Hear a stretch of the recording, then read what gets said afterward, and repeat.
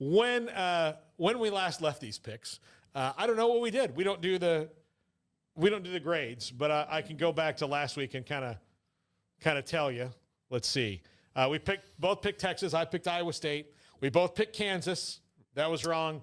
And we both picked Oklahoma State. So we were 2-2 last week in the Big 12, and I picked BYU, and you picked Notre Dame. Notre Dame. So, and I had a guy write a diatribe to me on the YouTube comments, which you're not supposed to read, but brother, let's not write a whole novel about. Look, Notre Dame now has proven it to me that whatever was going on early in the season is over.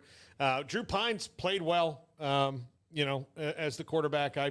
That tight end that they have, I couldn't. Michael Meyer. Yeah, he was incredible. Yeah. He was the biggest guy on the field. He was making some incredible catches for them. Yeah. They made it a rock. I keep saying that they made it a rock fight at the very end. They were hitting each other, and Jaron Hall finally made some plays. I think that the problem is that they got behind the 8 ball a little bit. They just turned it over at the very first play. Notre Dame just jumped out so quickly in that one. All right, so this week we will pick BYU again because they're playing Arkansas, and that's the best one of the incoming Big 12 games this week. Thursday night, Baylor at West Virginia. I've been on 2 West Virginia podcasts already today. I'll be on another one tomorrow. How does that make you feel? I'm big in the Mountaineer State. I'm happy about it. I can get other states to come along. Okay. But I can start with one that likes me, generally, because apparently there's sections of California that think I'm an idiot. But which I'm not too sad about. But if I can get like West Virginia to like me and maybe South Dakota, especially Hawaii, just have us show you a good time. Just like, I can build slowly. I just want one Dakota. Just one Dakota to like me. Preferably North. They have the better football team. Yeah, maybe North. But I'll take South if I can get it. Maybe I can be big in Montana. I'm not sure. But no, I've been on 2. I'll be on another one tomorrow. And my prediction is like in the 31-19 range for Baylor to win this game. I think that giving Dave Aranda and staff an extra time to like fix things, especially against a secondary in West Virginia that's not very good. Right. You'll see some plays in the passing game. You'll see some good things. It's going to be tough. They've never won in West Virginia. I think they break that now. I think this is a 2-score game, but not a 2-score game where Baylor's comfortable for a lot of it. Probably just the last 6, 7, 8 minutes. Kind of like Iowa State. Yeah, like that's going to be how they're going to win games this year, Baylor fans. I'm sorry to admit it to you. You'd like to see the blowout like you did against Texas State or whatever. But West Virginia last year, they roughed them up. I think that just the way that they're going to win games in this version of the Big 12, which has sort of changed its identity to being hard-nosed, smash-mouth football, a game that you're going to win in prime time at night in a loud stadium that doesn't like you. It's going to be messy. I just have a feeling it's going to be messy.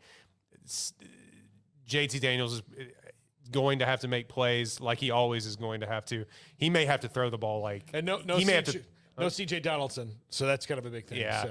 I just have a feeling he may have to throw the ball like 50 times. Yeah, I don't know if they're going to be able to run against Baylor's front, but yeah, I think that's a good prediction for how this game will go.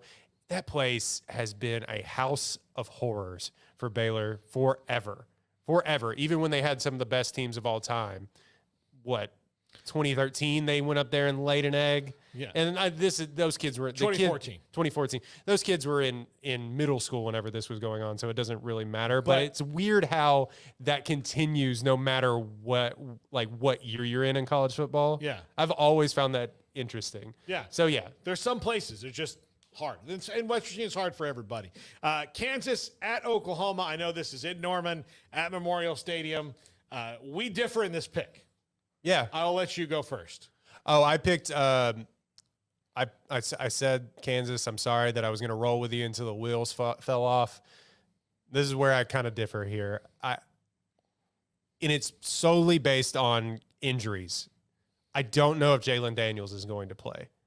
He looked like he got shaken up in that game against TCU. They hadn't come out. He's still on the depth chart. They hadn't come out and said anything about if he's actually going to be injured, and we probably won't know until Friday at the earliest how he's going to be. Dylan Gabriel was warming up for the Red River rivalry. That may have been all pomp and circumstance. I think that was window dressing. Yeah, that was decoy. Yeah. If Gabriel doesn't play, do you want to change your pick? If Gabriel doesn't play, no, I'm gonna go with All right, Oklahoma. doubling down. Okay. I'm gonna go with Oklahoma. I think Jason Bean used up all of his touchdowns. I think he played the very best game that he could have ever played ever. I don't. It was actually a pretty close quarterback battle between Bean and Daniels, and then Daniels just has a little bit of an it factor that Bean didn't have, and they went with Daniels, and it's clearly worked out. If he doesn't play, I still think Oklahoma's defense is in a bad way. Yeah. This Kansas offense showed that they can score no matter who it is, and if they get some other playmakers back, they might be able to kind of offset that. I have nothing but confidence after what I saw against TCU and Jason Bean last week. I believe he can do it against a really bad Oklahoma defense. I just think they're in a bad way, and I got Kansas in this one. Yeah, they were missing so many open the touchdown by Bijan Robinson. Did you watch? Was comical. Mm-hmm. Yeah. He just got to the outside and then literally like jogged into the end zone. The linebackers are all out of whack for Oklahoma. That being said, I just think in Oklahoma they desperately need a win. If Dylan Gabriel plays, I think this is not as close as maybe we would want it to be. Well, But I just think.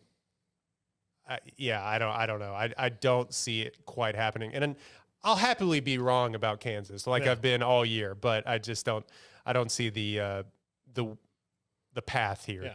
Iowa State at Texas. This one's also an 11 o'clock game. The Big 12 this week will be done by 6 o'clock p.m. So you can watch all your other games in prime time. Iowa State will not let Texas score as many points as Oklahoma did, but I don't know where they're going to find the points to beat Texas at Austin. I got Texas in this one comfortably. Yeah, and Iowa State's offense is all out of whack, has been for the past couple of weeks. So we'll see how good Texas's defense is too. Yeah. Actually, because look, they still have the ability to make plays. The problem for Iowa State this year is that they haven't been able to run the ball. Look, you don't have Breece Hall, obviously. Mm-hmm. So that's going to he's making people look silly in the NFL. I think if they can establish that they can start to get back to running the ball a little bit, that will help them down the road, and we'll see how good Texas's defense actually is. If they come in here and they shut out Iowa State, what does that tell you? I'm not quite sure. But it is a step in the right direction for a team. That's two shutouts in a row. That doesn't happen in college football. Yeah, exactly. Iowa State's in a bad way on offense, like you said. But, yeah, I just don't know where they get it. Now, the game of the week in the Big 12, Oklahoma State at TCU. I'm a believer in both these teams, so my pick in here no way reflects that I think poorly of another team. I just think Oklahoma State wins this one with experience over TCU, who's a bit of an upstart, and it'll be a great game. I'm leaning Oklahoma State and picking Oklahoma State just because they've been there. They've been in these situations. This TCU team has not, and all due respect to Kansas, that was not one of these. This is the team that was in the Big 12 championship game last year. They've got some skins in the wall. I think Oklahoma State wins this based on experience, but again, should be another instant classic. Yeah, I'm not saying that Fort Worth is a big home field advantage. That may help TCU, but that still may help TCU a little bit in this one. I still have Oklahoma State coming away with it solely for that experience factor.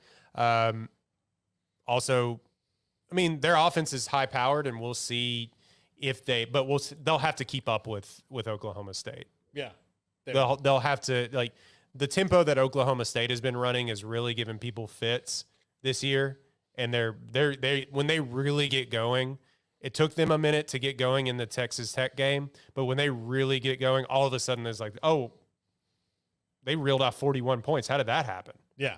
So I just have a feeling that snowball effect could really happen to TCU if they let it. Now, will Max Duggan match Spencer Sanders? Maybe. Yeah. Maybe he's playing out of his mind. So we'll see. I still have to go with Oklahoma State solely based on momentum. They have a lot to lose here as well too. So I think every game they're going to have to be playing with their hair on fire. Yeah. All right. And our incoming team of the week, once again, continues to be BYU. One of the great suggestions we got, Levi Caraway, one of our guys here, said you should do some of the incoming games. Yeah. And everybody has a bye week that we're navigating right now. So, Joel, I promise you I'll do UCF eventually. Joel, Space Coast Night, always texts us about UCF. We'll do UCF. They're a team on the rise right now. They're John Rice Plumlee playing really well. But this week, BYU and Arkansas is probably the two biggest brand name teams. Both teams that need a win. I'll take the Hogs in this one over BYU. No way. Give me the Stormin' Mormons, man. Arkansas looks bad.